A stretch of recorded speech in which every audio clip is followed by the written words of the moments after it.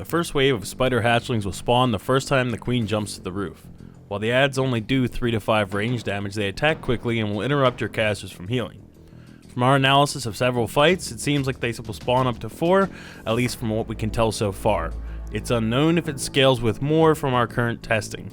Also, we noticed that sometimes the hatchlings will sit under the queen and are extremely hard to hit because of the hitbox on the queen's legs. If this happens, you'll need to let the person holding aggro know so they can walk back a little to move the queen off of the adds. Spider Queen locks you in the engagement with a web wall when she enters the room. If you wipe, the wall will not open again until after your bags have disappeared from the room, so it's a nice gear sink.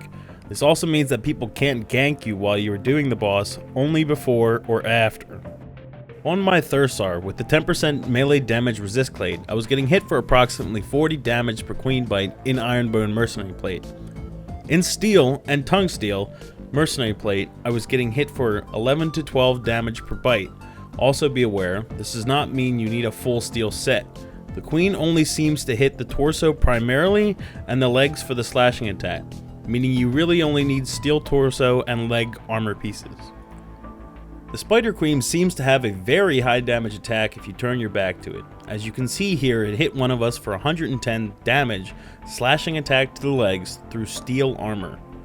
You also cannot block damage from the queen. As you can see here, when I parry down, it does full damage through the block. Meaning, if the queen is aggroed on you, you need to either be doing damage to the queen or healing yourself. At this time, it is still not clear how and why the spider picks target aggro.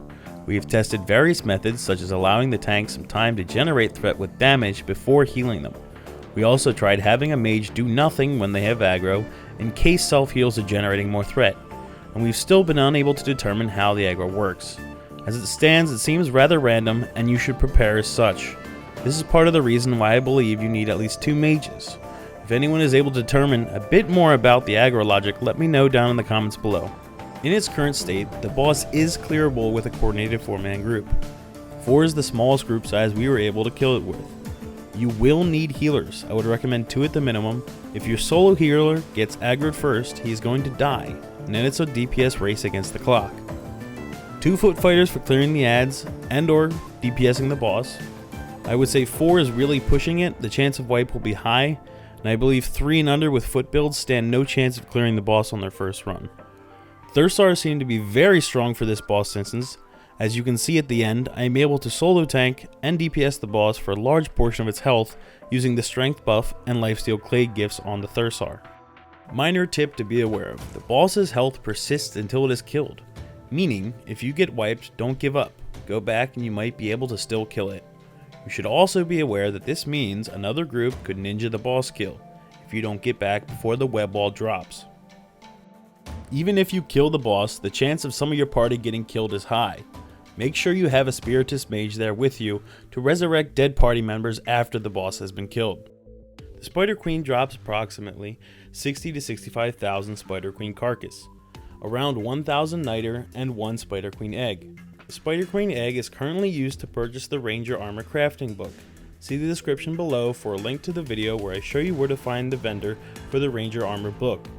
As for the Spider Queen carcass, with 100 butchery and butchery table, and using a butchery table with max floors on all materials, as you can see here, with one 10k stack of queen carcass, you will receive 349 dense crepite, 222 heavy carapace, 127 iron silk, 530 Nitre Queen meat, and 127 silk.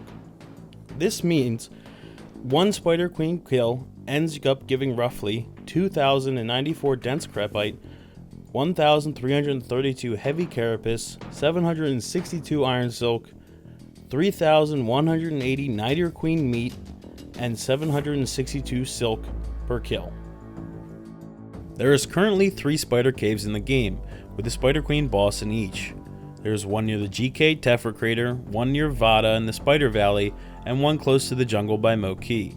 I have placed a link in the description below to the player-made Mortal Online map to help you find each spider cave. Hopefully this helps you kill your first Spider Queen boss. Good luck and good hunting.